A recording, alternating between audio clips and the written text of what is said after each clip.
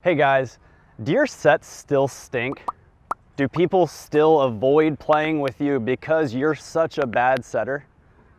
Well, today I'm going to give you 3 things that you have to know to make you a better setter.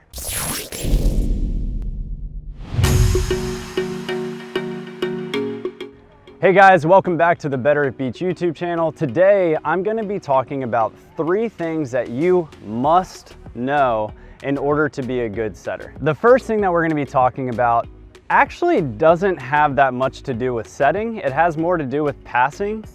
But for the most part, when setters don't know what they're doing, they don't understand where the passer should be passing the ball.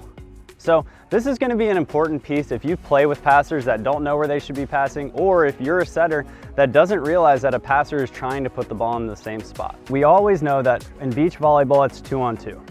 So on my half of the court, I can think about dividing my court in half. And if I do that correctly, myself and my partner are going to be responsible for half of the court. One thing that we commonly see as an error is that passers tend to pass back to this setter because they don't know where this location is. When you are in serve receive and you are passing, you should be aiming your pass so that it lands on your half of the court. I know that seems weird, but the reason for this is because we always want our setter to be running into the ball.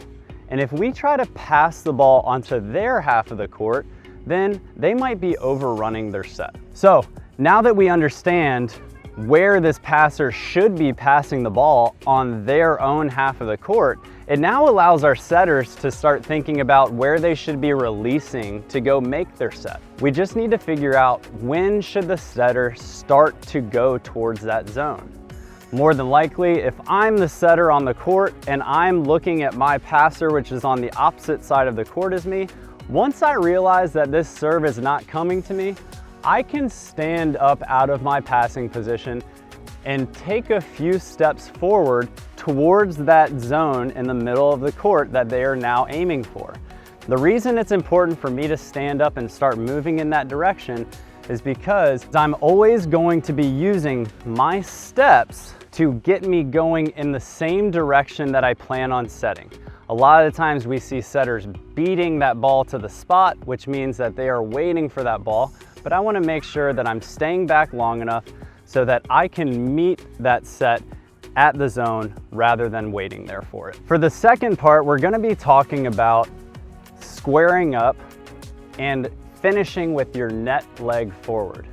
So now that we've already talked about getting into the serve receive position, I've realized that my server is not serving me, so I can stand up out of this passing position.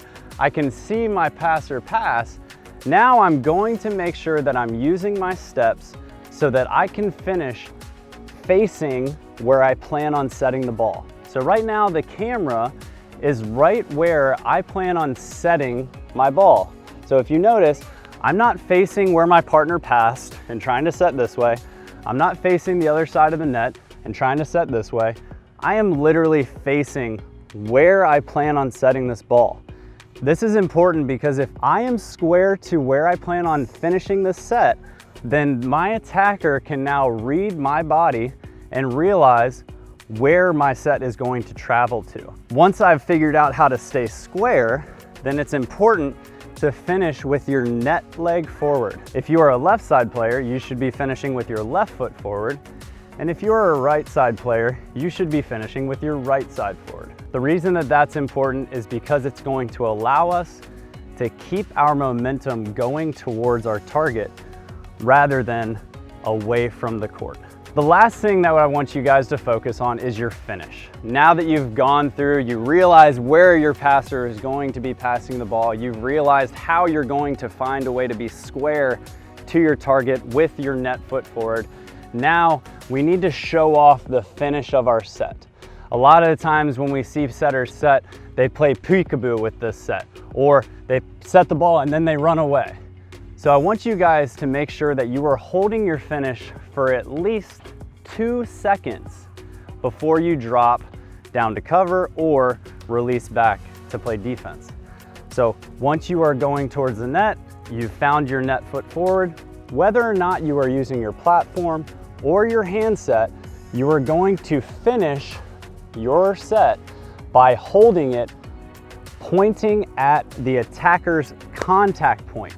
It's important to remember where you want this attacker to contact the ball. All right guys, so that's all we have with the setting video. The 3 things that we covered today was 1, knowing where your passer should be going and getting there at the right time. 2, making sure that you are square to your target and having your net foot forward.